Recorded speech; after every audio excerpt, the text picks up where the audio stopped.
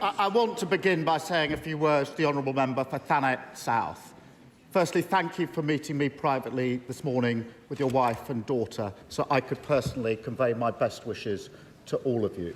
Yeah. Secondly, on some occasions, and there aren't many, this House genuinely comes together as one, and we do so today to pay tribute to your courage and determination in not only coming through an awful ordeal, but by being here today with us in this chamber. Yeah. And thirdly, I want to acknowledge your deep sense of service. I think politics is about service. And resuming your duties as an MP, being here today, shows us it's an example for all of us of your deep sense of service. And we thank you for it. Yeah. I also welcome Figen Murray, who is up in the gallery. She lost her son, Martin, 7 years ago today in the Manchester Arena attacks, and we remember everybody who was lost in that awful attack. She's campaigning for Martin's Law, which we must make a reality as soon as possible. Yeah.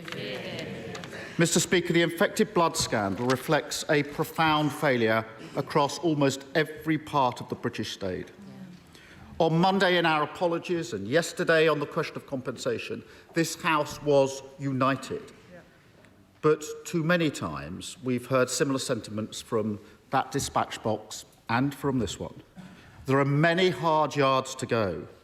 So does the Prime Minister agree with me that we will only now make real progress if we finally tackle the lack of openness, transparency and candour that Sir Brian Langstaff identified as having prolonged the victims' suffering for decades? Yeah. Minister.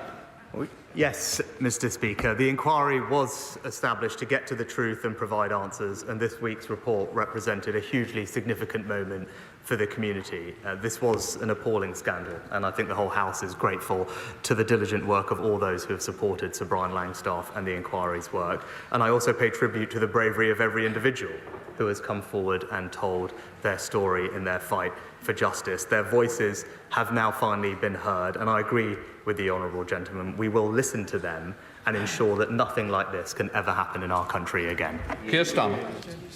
Thank you, Mr. Speaker. The infected blood scandal is shocking, truly shocking, but it's not unique. The story is familiar. Concerns raised but ignored, reports written but not acted on, victims and their families campaigning for years just to be heard. So I want to focus in, if I may, on the duty of candour, or lack of it, which has been a failing in scandal after scandal, injustice after injustice, from Grenfell to Horizon, Hillsborough, and now infected blood. And I've read the government has called for evidence about the duty of candour in health, but I can't think of a single example where that duty of candour should not apply to all public servants across the board. And I don't think it's possible for any of us to stand at these dispatch boxes and honestly say, never again, unless we address it. So does the Prime Minister agree that the time has now come for the duty of candour to be clearly enshrined in law across the board? Mr. Speaker, I am, of course, aware of the recommendation made by Sir Brian Langstaff in the final report of the inquiry in relation to duties of candour and accountability, and indeed my honourable friend previously introduced the duty of candour into the health service. It is important that the government takes time to fully digest the gravity of the findings of the report. The wrongs which have been committed are devastating and life-altering for so many. Ensuring that nothing like this ever happens again is a priority, and of course we are sympathetic to that and going through the recommendations in detail at the moment before providing a comprehensive response. But of course, given the situation and the gravity of the findings, it's a recommendation that there is an enormous amount of sympathy for. Keir Starmer. Thank you. I understand the Prime Minister wants to look at the recommendations in detail and to come back to them in due course, but we can't look away on this duty of candour. So can I at least ask the Prime Minister to expand the call for evidence on the duty of candour beyond health? We do owe that to the victims of Hillsborough and Horizon, and to work across the House to establish a far-reaching and binding duty of candour just as quickly as possible. Well, Mr. Speaker, I think the honourable gentleman will remember on Monday I said very specifically that the patterns and behaviour that we had seen in this appalling tragedy have been replicated in others, and I mentioned Hillsborough specifically. So I'm very aware that there are structural and behavioural cultural problems that we do need to fix. The duty of candour is something that, as I said, the principle, and there is an enormous amount of support for the principle of and sympathy for. He will understand we are digesting the full contents of the report, but of course we want to right the wrongs of the past and crucially ensure that nothing like this happens ever again. Keir Starmer. Thank you, Mr. Speaker. In his report, Sir Brian identified individual failures, a number of them, even cover-ups. But alongside that, he also found equally important and harder to reach institutional and cultural failings, including in the NHS. A defensive attitude which refused to acknowledge problems, the silencing of those who raised concerns, and a total failure of leadership when faced with the truth. Now, the NHS does a remarkable job every day, but that is indefensible. Does the Prime Minister agree that the very culture of the NHS needs to change? Yes, Mr. Speaker, and again, I think in response specifically to the question from my honourable friend, the member for Bromsgrove, we discussed this on Monday, and the NHS, of course, provides life-saving care to so many people every single day, for which we're enormously grateful. But it is absolutely clear, as the report makes crystal clear, that there were significant failings. The NHS failed. It failed people, it let them down. It's right that they are held accountable for that and learn the lessons. Now, there clearly have been improvements and changes in medical practice since that time, but going forward, we need to go through the full recommendations of Sir Brian Langstaff's report and hold the NHS to account for bringing through the changes that are necessary. Keir Starmer.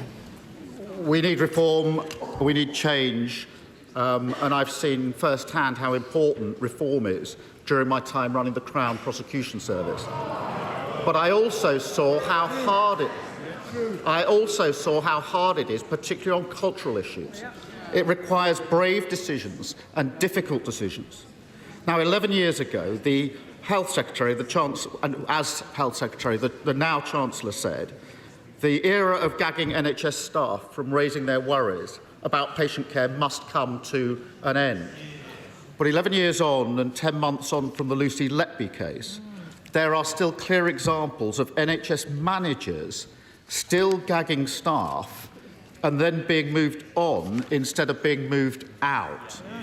So will the Prime Minister now commit to ensuring that those who do gag and silence whistleblowers will no longer be able to work in the NHS?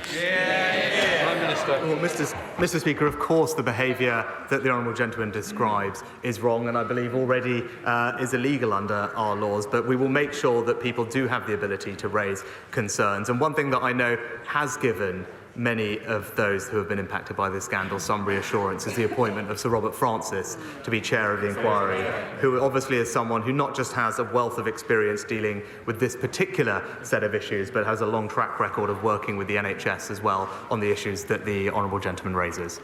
Keir Starmer. Sir Brian's report is a victory for all those campaigners and victims who fought so hard for this moment, including the Right Honourable Member for Hull North. But it's also one of profound pain, anger and sadness for so many.